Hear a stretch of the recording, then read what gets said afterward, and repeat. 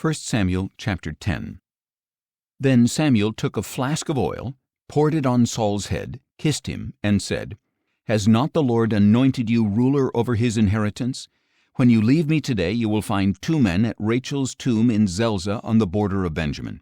They will say to you, 'The donkeys you seek have been found, and now your father has stopped worrying about the donkeys and started worrying about you, asking, "What should I do about my son?" Then you will go on from there until you come to the oak of Tabor. 3 men going up to God at Bethel will meet you there, one carrying 3 young goats, another carrying 3 loaves of bread, and another carrying a skin of wine. They will greet you and give you 2 loaves of bread, which you will accept from their hands. After that you will come to Gibeah of God, where the Philistines have an outpost. As you approach the city, you will meet a group of prophets coming down from the high place, preceded by harps, tambourines, flutes, and lyres, and they will be prophesying. Then the Spirit of the Lord will rush upon you, and you will prophesy with them, and you will be transformed into a different person. When these signs have come, do as the occasion demands, for God is with you. And you shall go before me to Gilgal, and surely I will come to you to offer burnt offerings and to sacrifice peace offerings. Wait 7 days until I come to you and show you what you are to do." As Saul turned to leave Samuel, God changed Saul's heart, and all the signs came to pass that day. When Saul and his servant arrived at Gibeah, a group of prophets met him. Then the Spirit of God rushed upon him, and he prophesied along with them.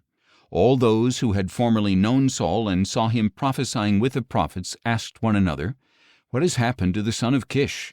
Is Saul also among the prophets?"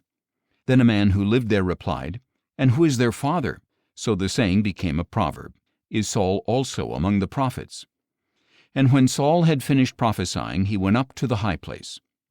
Now Saul's uncle asked him and his servant, "Where did you go?" "To look for the donkeys," Saul replied. "When we saw they were not to be found, we went to Samuel."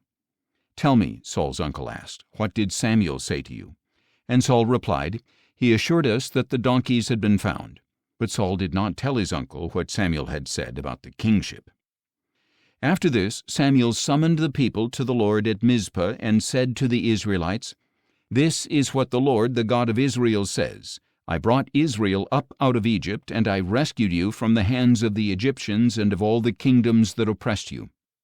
But today you have rejected your God, who saves you from all your troubles and afflictions, and you have said to him, 'No, set a king over us.' Now therefore present yourselves before the Lord by your tribes and clans."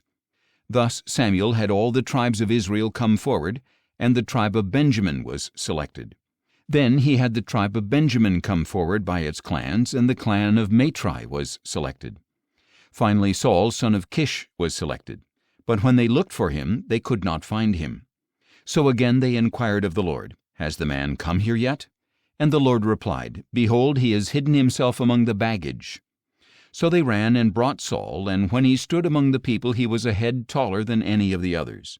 Samuel said to all the people, "Do you see the one the Lord has chosen? There is no one like him among all the people." And all the people shouted, "Long live the king!" Then Samuel explained to the people the rights of kingship. He wrote them on a scroll and laid it up before the Lord. And Samuel sent all the people away, each to his own home. Saul also went to his home in Gibeah, and the men of valor whose hearts God had touched went with him. But some worthless men said, "How can this man save us?" So they despised him and brought him no gifts. But Saul remained silent about it.